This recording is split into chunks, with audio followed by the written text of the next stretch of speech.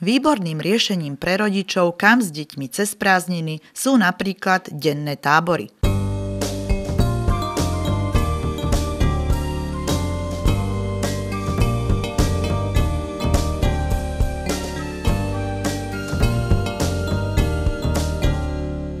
V Trenčianskych Tepliciach už niekoľko sezón pracuje aj letný tenisový tábor na Baračke, kde môžu deti prežiť skvelé leto a pritom si aj zašportovať a niečo sa naučiť.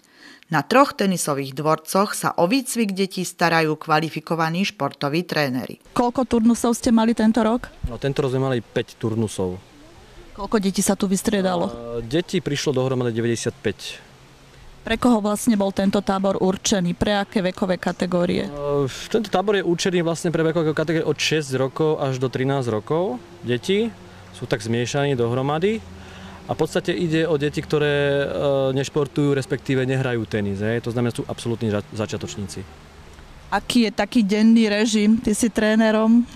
No, tak denný režim, tak ráno prídu deti sem vždycky o 10:00. Postupne si ich nejakom dáme do grupy nejaké. Potom s nimi ideme na kurt. Tam už pomaly spravíme nejakú rozcvičku a sa rozbehajú, potom majú nejaké švihadlá. Potom sú nejaké súťaže, také, na základe ktorých potom vyhodnocujeme. A väčšinou tak po obede potom s nimi hráme ten tenis, aby sa to nejak aj vystriedalo, aby nehrali. A v strede týždňa sa chodí do školy, tam im poukazujeme vlastne na pingpongových stoloch a na takých veciach. Sú tu aj nejaké talenty? Dá sa to za ten týždeň poznať, že sa niečo naučili? Tak určite áno. Myslím si, že tie pokroky sú od začiatku týždňa pri tých deťoch niektorých veľmi to vidieť. Ako majú zabezpečené stravovanie, pitný režim? Stravovanie majú zabezpečené tak, že im to zabezpečujú rodičia sami. Na začiatku turnu sa im to vždy povie, alebo si tu môžu aj tu v areáli niečo zakúpiť. Koľko sa platí na týždeň? Na týždeň to vychádza 15 € na jedno dieťa, čo je vlastne, aj tí rodičia boli prekvapení, že to je veľmi lacné, že to je len na jeden deň, ale v podstate na základe aj vďaka podpory mesta, keďže nám tiež dali dotáciu, môžeme vypýtať, alebo platia tie deti alebo rodičia len 15 €. Je spokojnosť rodičov? To je najlepšie sa opýtať rodičov samotných. Niektorí sú ešte tu, ale určite áno. Ja si myslím, že už len to, že ich prišlo tento rok 95, čo je vlastne za 6 rokov najviac, svedčí o tom, že asi áno.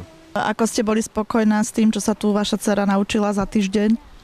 Myslím, že sme boli spokojní, hlavne ona mala pohyb, naučila sa pár tých úderov.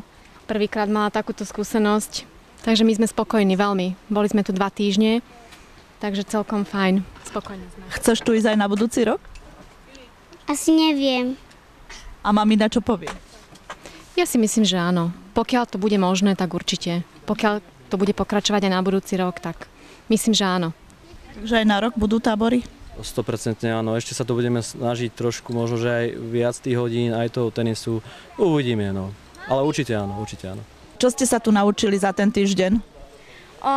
Tenis, vieš, rozcvičky a viac. Ja. A ty? No to isté. Ako tu bolo? Dobre, veľmi dobre. Ste si tu našli aj kamarátov? No, moc nie. Veľa sme boli spolu. A ty? Nie moc, ale áno. A odkiaľ ste sem prišli? My sme tu prišli v Kanade pre prázdniny, vieš, áno. A neviem, za chvíľku pôjdeme naspäť, tak.